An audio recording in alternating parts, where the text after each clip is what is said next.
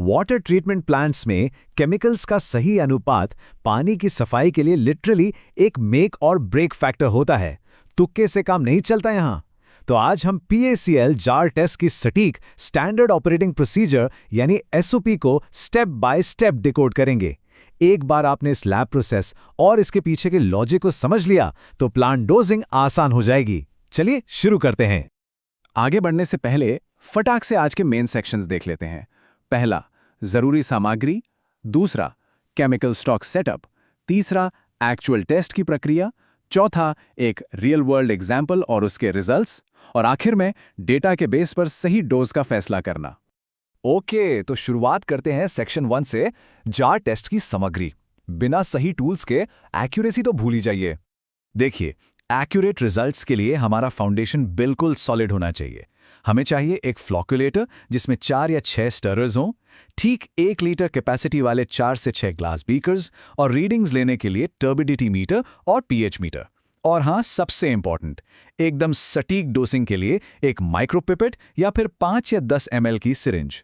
एकदम basic lab setup है but absolutely crucial.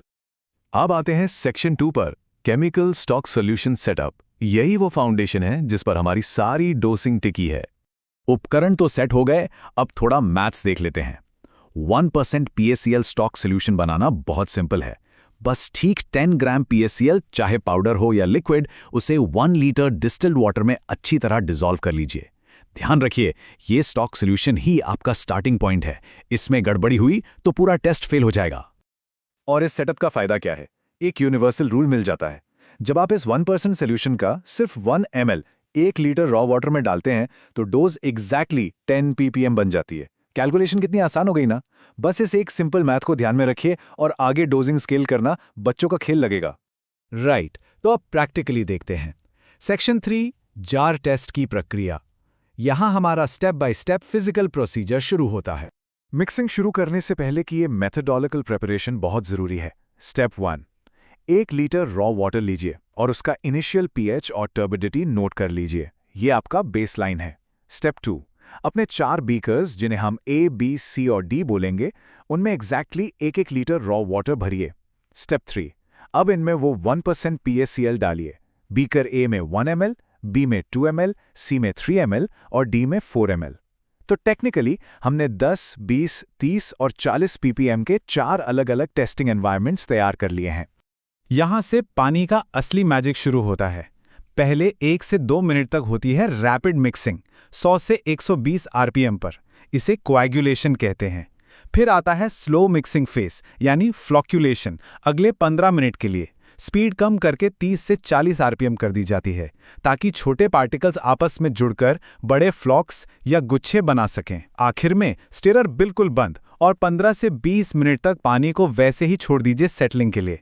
ये क्रोनोलॉजिकल सीक्वेंस बिल्कुल परफेक्टली फॉलो होना चाहिए। ओके, तो थियरी और प्रोसेस हो गया। अब आते हैं सेक्शन 4 पर, प्रैक्टिकल एग्जाम्पल और रिजल्ट्स। रियल वर्ल्ड सिनेरियो में ये कैसा लगता है, देखते हैं। इमेजिन कीजिए, प्लांट के इनलेट पर जो इनिशियल रॉ वाटर आया है, ट्रीटमेंट से पहले उसकी कंडीशन काफी खराब है। टर्बिडिटी एकदम 150 NTU पर है और pH लेवल 7.8 है। ये हाई टर्बिडिटी पानी प्रैक्टिकली दर्शाता है उस रियल प्रॉब्लम को जिसे सॉल्व करने के लिए हम ये सारी मेहनत कर रहे हैं। इतना धुंधला पानी सीधे प्लांट में गया तो सब ब्लॉक हो जाएगा। और जब हम सेटलिंग के बाद साफ पानी यानी सुपरनेटेंट को बाहर निकालते हैं तो पिक्चर एकदम क्लियर हो जाती है।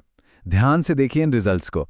बीकर A में 10 ppm डाला, टर्बिडिटी 45 तक आई। बीकर B में 20 ppm पर टर्बिडिटी 18 रह गई, नॉट बैड। पर बीकर C, ये हमारा हीरो है। 30 ppm डोज पर फ्लॉक्स बड़े और हैवी थे, जल्दी सेटल हुए और टर्बिडिटी सीधा ड्रॉप होकर सिर्फ 2.5 NTU हो गई। साथ ही pH 7.1 पर परफेक्ट है। लेकिन जरा बीकर D को देखिए, 40 ppm पर हमने ओवरडोज कर दिया। पानी वापस थोड़ा क्लाउडी हो गया, टर्बिडिटी 4.0 हो गई और pH गिरकर 6.5 पर आ गया, यानी एसिडिक। अगर मैं इन नंबर्स को इस चार्ट में डालूं तो आप ट्रेंड क्लियरली देख सकते हैं। बीकर B से बीकर C तक कितना बड़ा ड्रॉप है और उसके बाद बीकर D में टर्बिडिटी वापस ऊपर की तरफ बाउंस बैक कर रही है। ये चार्ट लिटरली उस एग्जैक्ट स्वीट स्पॉट को एक्सपोज कर रहा है जहां केमिकल सबसे बेस्ट काम करता है। मतलब ज़्यादा केमिकल डालने का मतलब ये बिल्कुल नहीं है कि सफाई बेहतर होगी।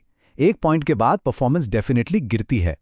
और अब आते हैं final and most important part पर, सेक्शन 5, सही डोज का फैसला। लैब डेटा को एक्चुअल प्लांट ऑपरेशंस में कैसे अप्लाई करें? इन दोनों स्टेट्स को कंपेयर करिए। फर्क जमीन आसमान का है। बीकर सी का ऑप्टिमल स्टेट, जहां 30 ppm डोज पर हमें परफेक्ट फ्लोक्यूलेशन, सबसे कम टर्बिडिटी और नॉर्मल पीएच मिल रहा है। दूसरी तरफ सिर्फ 10 ppm एक्स्ट्रा डालने से बीकर डी में फेलियर स्टेट आ गया। एसिडिक पानी, बढ़ती टर्बिडिटी, और सोचिए प्लांट स्केल पर इसका क्या नतीजा होगा। वेस्टेज ऑफ एक्सपेंसिव केमिकल्स, ज़रूरत से ज़्यादा स्लज, और सबसे बड़ा डर प्लांट की नाजुक मेम्ब्रेन्स का चोक हो जाना। इसलिए प्लांट के डोजिंग पंप को ऑप्टिमल लेवल पर सेट करना कितना ज़रूरी है, ये आपको अब क्लियर हो गया होगा। तो इस पूरी प्रोसेस को समझने के बाद एक बहुत बड़ा सवाल बनता है, लैब डेटा और स्पेसिफिक कंजम्पशन लिमिट्स को स्ट्रिक्टली फॉलो करना अल्टीमेटली आरओ और जीएलडी प्लांट मेम्ब्रेन्स के सर्वाइवल को कैसे तय करता है?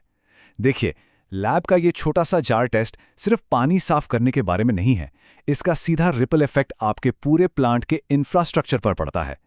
एक परफेक्ट डोज पानी को तो चमकाता ही है, पर साथ ही करोड़ों के प्लांट और उसकी लाइफ को तबाह होने से भी बचाता है। सोचिए इस बारे में।